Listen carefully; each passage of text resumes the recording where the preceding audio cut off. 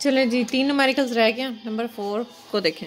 Numerical number 4 है a 2.0 kg rock is dropped from 20 metre tall building. ठीक है कि एक जो है वो 20 मीटर 20 मीटर टॉल बिल्डिंग है। लेट सपोज कि हम कह देते हैं कि ये ग्राउंड लेवल है, तो ये क्या है 20 मीटर की हाइट है, 20 मीटर टॉल बिल्डिंग है, और यहाँ से बिल्डिंग की टॉप सरफेस से एक रॉक यानी कि एक पत्थर जो है वो हम फेंक रहे हैं टूवर्ड्स द ग्राउंड, नीचे की तरफ। ठीक है, 20 मीटर की हाइट पे पत्थर है जो हम 20 मीटर टॉल बिल्डिंग से डाउनवर्ड ड्रॉप कर रहे हैं। ठीक है, ये केस है। और आगे क्या कहते हैं जी, what is the kinetic and gravitational potential energy. Kinetic energy भी बतानी है और पोटेंशियल एनर्जी भी बतानी है when the rock has fallen 15 metre. ठीक है, तो इससे रेलिवेंट लेट सपोज कि यहाँ तक 15 मीटर है, तो 20 माइनस 15 हमारे पास ये 5 मीटर रह गया, ये 15 मीटर है। तो जब वो 15 मीटर की हाइट पे यहाँ पे ये रॉक पहुँच गया है, तो नज़र नहीं आ रहा ना, 1 मिनट, ओके। अब देखें कि टोटल 20 मीटर हाइट थी, ये 15 मीटर की हाइट पे, मतलब इसने जो डाउनवर्ड फॉल किया है तो ये यहाँ तक पहुँच गया 15 मीटर तक। अब यहाँ पे इस स्टोन की काइनेटिक एनर्जी क्या है और पोटेंशियल एनर्जी क्या है। ठीक है, ये आपने बताना है फाइंड आउट करके। ठीक हो गया, ये क्वेश्चन है, ये हमारा मसला है बस। व्हेन द 15 मीटर तक वो गिरा है, काइनेटिक पोटेंशियल 2 kg रॉक दिया हुआ है और 20 मीटर टॉल बिल्डिंग दी हुई है। ठीक है, क्वेश्चन में से मैंने डाटा निकाल लिया। अब ये गई मेरी बुक वहाँ पे। अब हम इसके सोल्यूशन की तरफ आते हैं। तो मैथ्स कितना है जी, मैथ्स तो मैंने नोट ही नहीं किया। मैथ्स था 2 kg। मैथ्स ऑफ रॉक क्या है 2 kg। ठीक हो गया, और हाइट ऑफ द बिल्डिंग क्या है 20 मीटर्स। तो ये जो बाकी ये जो डिस्टेंस है ये कितना आ गया, इसको मैं डी कह देती हूँ 5 मीटर। ठीक है, तो हाइट हो गई जी इसकी 20 मीटर टोटल हाइट है। तो ये लेट सपोज एच एफ है कि फाइनल हाइट 20 मीटर है, या यहाँ से वो स्टार्ट कर रहा है तो चलो इसको एच आई कह देते हैं इनिशियल हाइट, और यहाँ पे वो पहुँच रहा है तो इसको एच एफ कह देते हैं। तो ये जो एच एफ है अब वो कितनी हाइट पे रह गया, एच आई 20 मीटर है और एच एफ क्या है 15 मीटर। ये हो गया। अब यहाँ से वो आ रहा है तो उसकी सारी की सारी एनर्जी कौन सी होगी, उसकी सारी की सारी एनर्जी पोटेंशियल एनर्जी से काइनेटिक एनर्जी में चेंज हो रही होगी। ठीक है, तो kinetic energy half M V square. तो काइनेटिक एनर्जी की वैल्यू भी हमें नहीं पता। Kinetic energy is equal to half M V square, कोई वैल्यू नहीं पता। और यहाँ पे पोटेंशियल एनर्जी जो कि क्या होती है, फार्मूला क्या होता है इसका mgh, वो भी हमें नहीं पता, वो भी हमने फाइंड आउट कर दिया। ठीक हो गया।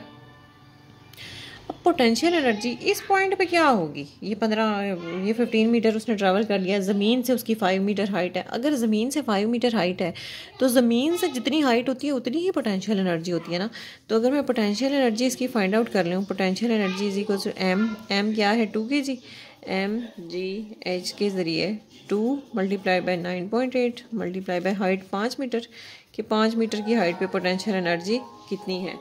तो मेरे पास एक आंसर आ जाएगा पोटेंशियल एनर्जी इन जॉल्स। ठीक है, तो ये 98 जॉल्स आपकी पोटेंशियल एनर्जी आ जाएगी। ठीक है, अब जब वो यहाँ से यहाँ पर आया है तो उसका क्या हुआ है कि उसकी पोटेंशियल एनर्जी जो है वो कम होती जाएगी और काइनेटिक एनर्जी बढ़ती जाएगी।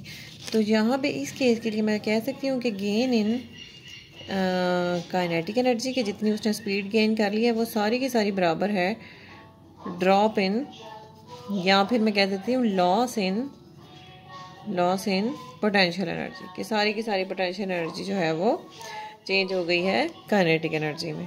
ठीक है,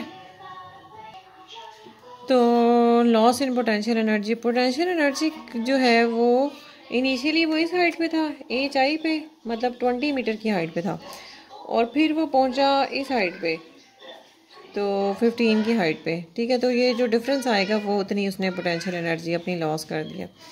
तो kinetic energy is equal to M G. अच्छा आपका बेटा यहाँ पे ये हाइट थी 20 मीटर और अब वो किस हाइट पे है 5 मीटर की हाइट पे। तो 20 माइनस 5 करेंगे तो जब 20 माइनस 5 करेंगे तो क्या आ जाएगा, 15 मीटर रह जाएंगे। ठीक है, तो मैथ उसका था 2 मल्टीप्लाई बाई 9.8 और 15 जो है उस पर उससे मल्टीप्लाई कर दे तो आपके पास आ जाती है kinetic energy. It's the product of these 3 quantities, तो 294 जॉल्स आ जाती है जी काइनेटिक एनर्जी। इस पॉइंट पे जो डिफरेंस ऑफ है, पहले उसकी ये हाइट थी, फिर उसकी ये हाइट है 5 मीटर की हाइट पे। अब पहले था वो 20 मीटर की हाइट पे, फिर वो आया 5 मीटर की हाइट पे।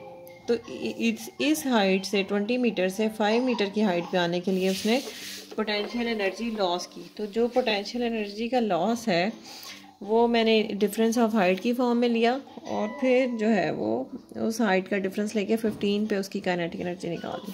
ठीक है, तो जो इस पॉइंट पे पोटेंशियल एनर्जी होगी वही काइनेटिक एनर्जी होगी उसके पास। ठीक है, next is question number 5। Okay, चलें जी बेटा, फिफ्थ पे आ जाए। 3 क्वेश्चन रह गए, फिफ्थ पर आ जाते हैं। फिफ्थ का है जी, rocket with mass of 800 gram, 800 gram जी उसका मैथ था रॉकेट का। Is launched vertically upward with an initial speed of 30 metres पर सेकेंड। ठीक है, 2 ही बातें बता दी हमें कि एक जो रॉकेट है ना, ठीक है, उसका मैथ कितना गिवन है, mass of the rocket is 800 grams. तो mass is equals to 800 grams. 800 gram mass of rocket is, इसको हम अपवर्ड लेकर जा रहे हैं ऊपर की तरफ विद वेलोसिटी। हमने इनिशियल वेलोसिटी थी इसकी 30 मीटर्स पर सेकेंड के साथ। ये ऊपर इसने फ्लाइट स्टार्ट कर दिया। अब वो कह रहे हैं अज्यूमिंग नो एयर रेजिस्टेंस, के कोई एयर रेजिस्टेंस नहीं है, calculate the maximum height of the rocket would reach, के ये कितनी हाइट तक रॉकेट जाएगा। ठीक है, पहला पार्ट इसका लिख देते हैं कि हमने क्या कैलकुलेट करना है, मैक्सिमम हाइट। ठीक हो गया। दूसरा क्या कह रहा है भाई, if due to air friction, पहले केस में कह रहा है नो एयर रेजिस्टेंस, तो तब आपने उसकी हाइट फाइंड करनी है। दूसरे केस में कह रहा है एयर फ्रिक्शन की वजह से the rocket only rises to 25 metres, कि वो सिर्फ 25 मीटर की हाइट तक पहुंच गया। Height is equals to 25 metre. तो फिर क्या हो गया, determine the work done against air resistance. तो जो एयर रेजिस्टेंस के अगेंस्ट वर्क डन है ना, वो आपने कैलकुलेट करना है। ठीक है, वर्क डन अगेंस्ट एयर, वो आपने कैलकुलेट करना है अगर वो 25 मीटर की हाइट तक जाता है। ठीक है, अब मैंने ये रख दी बुक। अब इसके सोल्यूशन की तरफ आ जाते हैं। सोल्यूशन क्या होगा जी, इनिशियली हमने हाइट फाइंड करनी है। अब जब ये नीचे से ऊपर की तरफ गया विद सम इनिशियल वेलोसिटी, तो सारी की सारी एनर्जी इसकी कौन सी है, काइनेटिक एनर्जी, हाफ mv²। तो काइनेटिक एनर्जी तो हाफ mv² होती है और वो सारी की सारी कन्वर्ट किस में हो जानी है, जैसे जैसे इसने ऊपर जाना है। इसकी पोटेंशियल एनर्जी में law of conservation of energy लगाते हैं कि सारे loss in kinetic energy is equals to gain in potential energy. ठीक है, कि जितनी पोटेंशियल एनर्जी, जितनी हाइट गेन करनी है ना इसने, वो सारी की सारी at the expense of kinetic energy की लॉसेस में होनी है। तो फिर बताएं जी, सारी की सारी काइनेटिक एनर्जी पोटेंशियल एनर्जी बन जाएगी, तो वहाँ से हम हाइट की एज की वैल्यू फाइंड करेंगे। देखें, half mv² is equals to mgh। Maximum height find करनी है ना, तो हाइट को इधर ही रखो और ये m और m कैंसिल हो जाएगा। तो half v² divided by g। ठीक है, half v² divided by g। तो ये जो g यहाँ पे मल्टीप्लाई हो रहा है यहाँ पे डिवीजन में आ जाएगा, तो h की वैल्यू पता चल जाएगी आपको। अब इसमें डाटा पुट करें, h is equals to velocity 30 given है, 30² डिवाइडेड बाय 9.8 और ये आ गया 1/2। तो h की वैल्यू आपके पास क्या आ जाती है, h is equals to, calculate.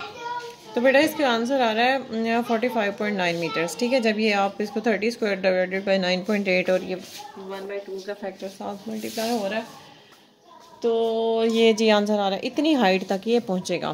अब जो दूसरा केस है कि जिसमें वो कह रहा है कि एयर रेजिस्टेंस है, तो what is the work done by air resistance, वो आपने यहाँ पे फाइंड आउट करना है। ठीक है, कह रहे हैं जब ये 25 मीटर की हाइट है, यानी कि यहाँ पे 25 मीटर्स पे इसका वर्क डन बाय एयर क्या है, तो हमारे पास क्या है, 25 मीटर की हाइट पे उसकी जो काइनेटिक एनर्जी है दैट कि वो जो जितनी काइनेटिक एनर्जी उसने स्टार्टिंग में उसे मिली थी वो plus work done against friction, वो सारी की सारी बराबर हो जाएगी, चेंज हो जाएगी पोटेंशियल एनर्जी के, कि इस हाइट पे जितनी उसने पोटेंशियल एनर्जी गेन कर ली है वो that will be equal to work done against friction plus kinetic energy जो उसे इनिशियली मिली हुई थी। ठीक है, तो आपने वर्क डन फाइंड आउट करना है। तो वर्क डन फाइंड आउट करने के लिए W is equals to potential energy minus kinetic energy. तो पोटेंशियल एनर्जी क्या है, mgh माइनस हाफ mv²। ठीक है, तो यहाँ पे हाइट गिवन है आपको 25 मीटर, तो आप यहाँ पे पुट कर दें, मैस उसका 800 ग्राम्स है। ओ माय गॉड, तो ये सारी वैल्यूज़ पुट करें ज़रा। वेलोसिटी की आपने फाइंड आउट कर लिया, यहाँ पे ये वेलोसिटी 30 गिवन थी। ठीक है, वेलोसिटी भी गिवन है, मैस भी गिवन है, हाइट 25 है, तो आप वर्क डन अगेंस्ट फ्रिक्शन निकाल सकते हैं बाय पुटिंग द वैल्यूज़। चले वैल्यूज़ पुट करना शुरू करते हैं।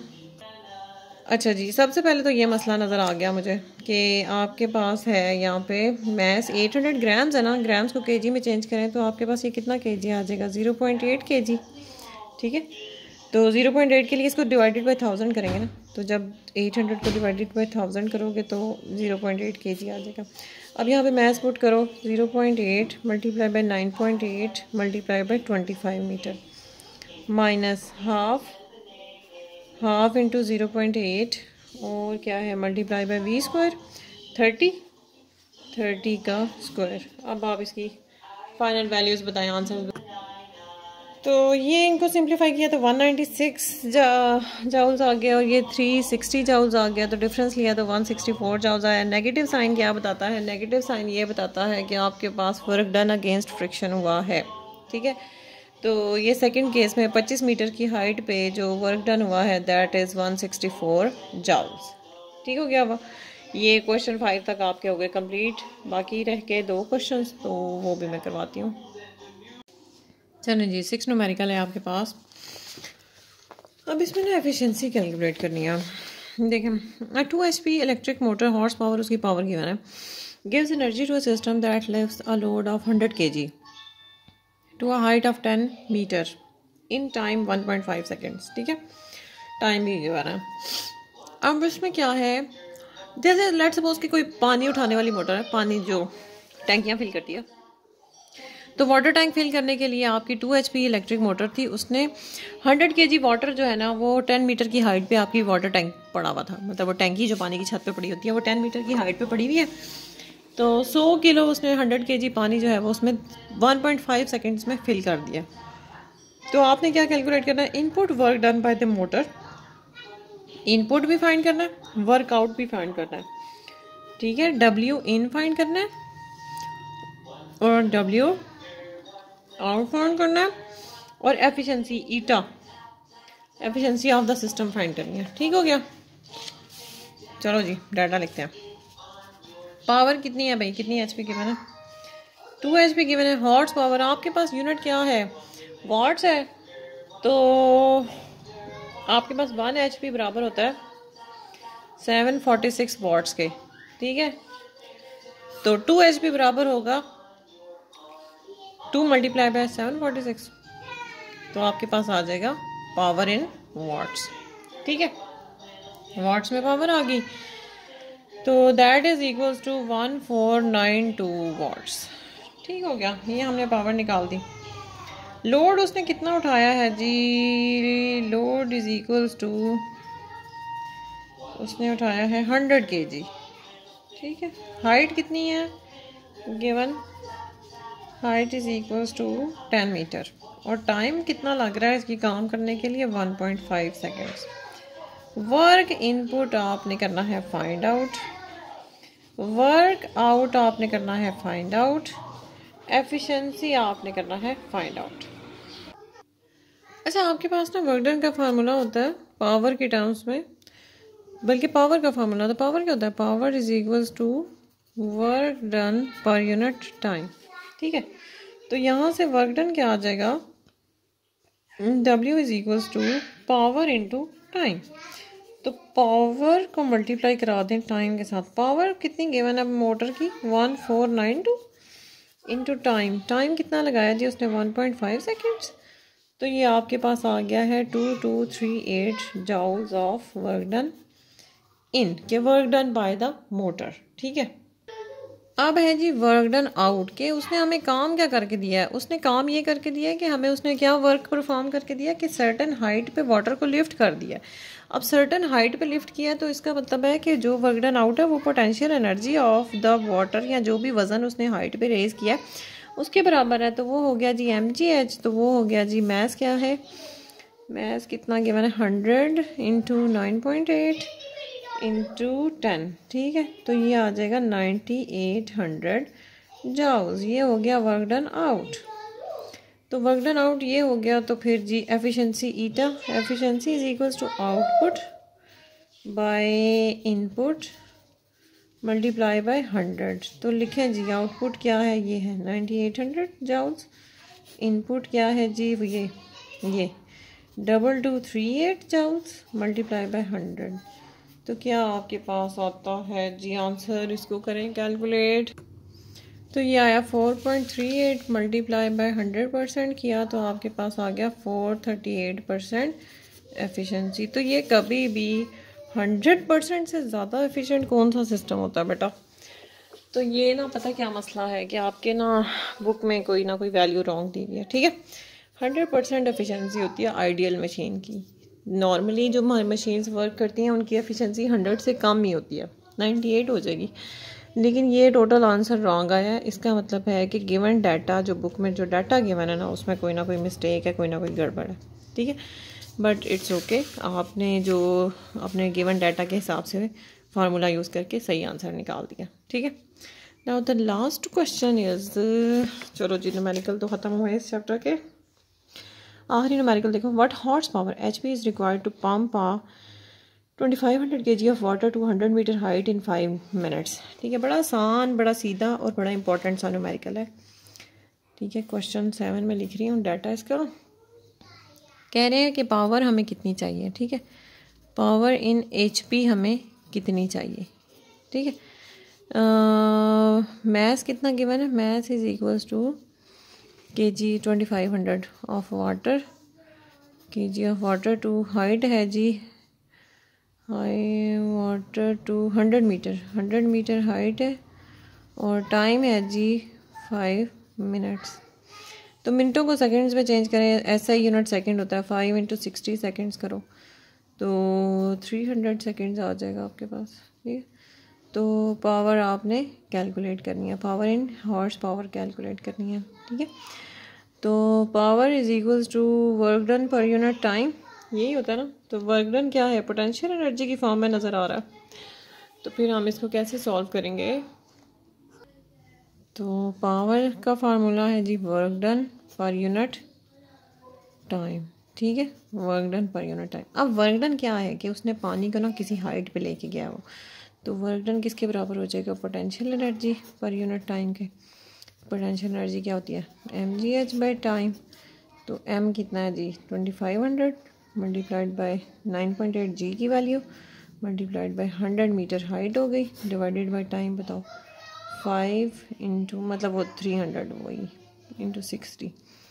तो ये आपने ना सारी कैलकुलेशंस कर ली, तो पावर आ गई आपके पास 816 वाट्स। अब जो आपके पास पावर आई है वाट्स में, उसको कन्वर्ट करना पड़ेगा।